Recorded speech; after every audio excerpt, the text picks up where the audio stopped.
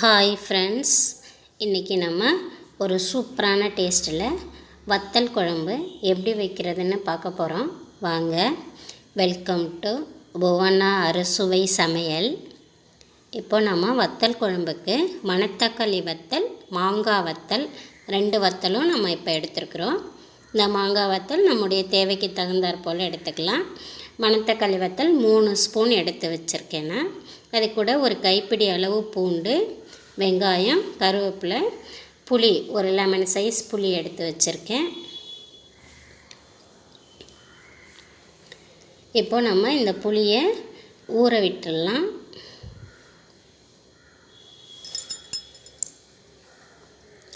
புளி ஊறட்டும்.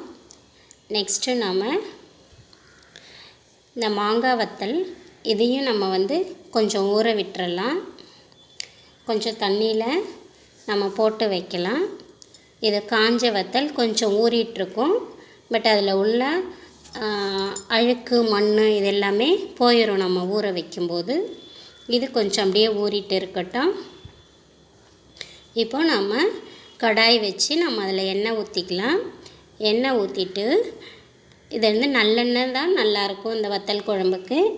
நல்லெண்ணெய் சேர்த்துக்கலாம். நம்ம நல்லெண்ணெய் சேர்த்துட்டு அதில் நாம் வச்சுருக்க இந்த மணத்தக்காளி வத்தலை பொரித்து எடுத்துக்கலாம். எண்ணெய் சூடானதும் போட்டு ஒரு 2 கிண்டிட்டு அப்படியே நாம் எடுத்து ஒரு தனி பிளேட்டில் வச்சிடலாம். போட்டதுமே அந்த வத்தல் புஷ்ஷுன்னு ஆகிடும். அவ்வளோதான். இப்போ நம்ம எடுத்து ஒரு பிளேட்டுக்கு மாற்றி வச்சிடலாம் இந்த வத்தலை.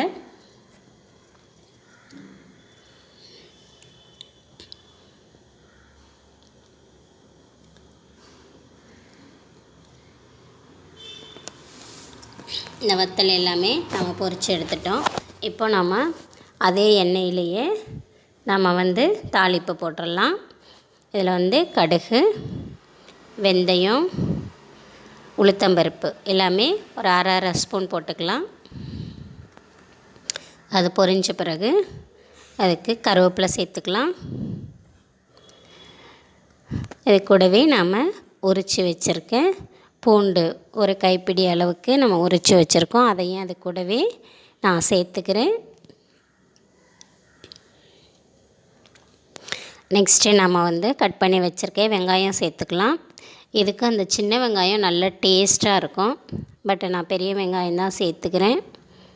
சின்ன வெங்காயம் கிடைச்சதுன்னா நீங்கள் சின்ன வெங்காயம் சேர்த்துக்கோங்க. இப்போ இதை நல்லா நம்ம எண்ணெயிலே வதக்கலாம். நல்லா வதங்கட்டும்.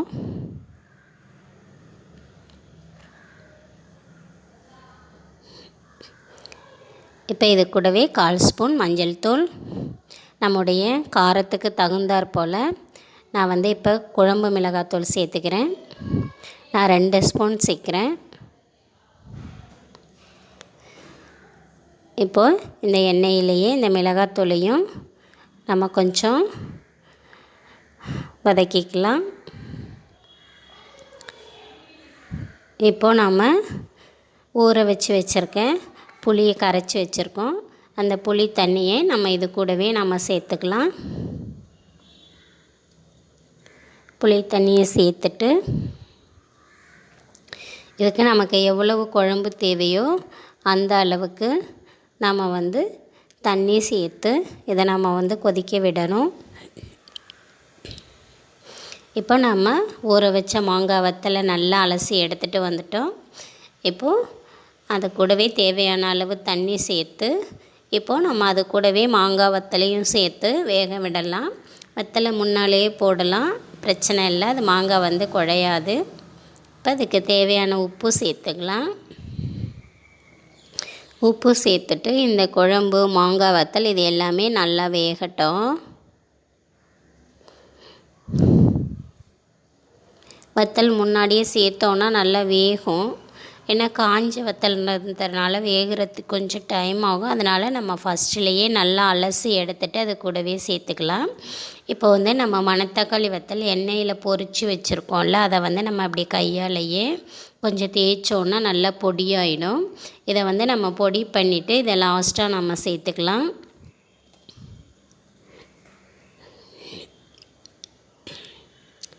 அவ்வளோதான். நல்லா பொரிஞ்சிருக்கிறதுனால நமக்கு ஈஸியாக கையாலே தேய்க்கும் போது நல்லா பொடியாயிடும்.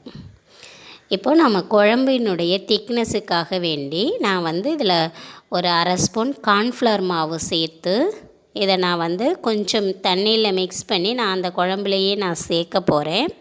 கார்ன்ஃப்ளவர் மாவு இல்லைன்னா ஒரு அரை ஸ்பூன் அரிசி மாவு கூட சேர்த்துக்கலாம். இப்போ நமக்கு குழம்பு நல்லா திக்காக கிடைக்கும்.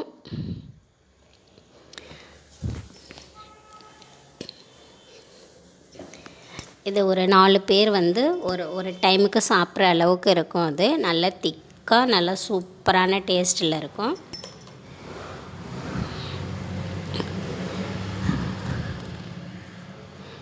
இப்போ இது நல்லா கொதிச்சிட்ருக்கு. இந்த ஸ்டேஜில் நம்ம வெல்லம் கொஞ்சமாக சேர்த்துக்கலாம். பெருங்காயம் சேர்த்துக்கலாம். இது சேர்த்துட்டு நல்லா கொதிக்கட்டும். நல்லா கொதித்து சுண்டி வரணும். நல்லா கொதித்து சுண்டி வந்தால் தான் வத்தல் குழம்பு நல்லாயிருக்கும், நல்ல டேஸ்ட்டாக இருக்கும். இப்போது நம்ம கையாலே பொடிஞ்சு வச்சுருக்க அந்த மணத்தக்காளி வத்தலையும் அது கூடவே நாம் சேர்த்துக்கலாம். அவ்வளோதான், நம்ம எல்லாமே சேர்த்தாச்சு. இப்போ நல்லா சிம்லேயே வச்சு இதை நல்லா கொதிக்க விடலாம். கம கமன்னு வாசனை செம்மையாக இருக்குது.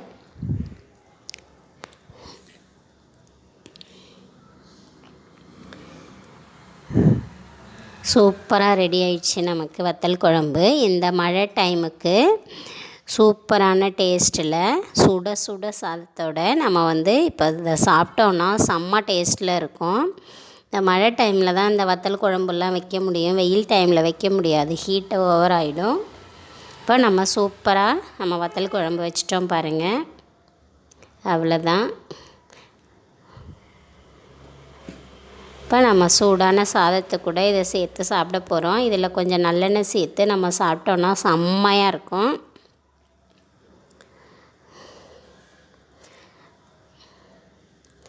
நல்லா இன்னும் திக்காக வேணும்னா நல்லா கொதிக்க விடணும்.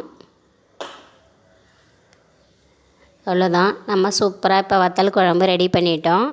இதே மாதிரி நீங்களும் வத்தல் குழம்பு ரெடி பண்ணி சாப்பிட்டு பார்த்துட்டு எப்படி இருக்குன்னு சொல்லுங்கள். இந்த வீடியோ உங்களுக்கு பிடிச்சிருந்ததுன்னா எங்களுடைய சேனலை சப்ஸ்கிரைப் பண்ணுங்கள், பக்கத்திலே இருக்கிற பெல் பட்டனை கிளிக் பண்ணுங்கள், எல்லாருக்கும் ஷேர் பண்ணுங்கள். Okay, thank you.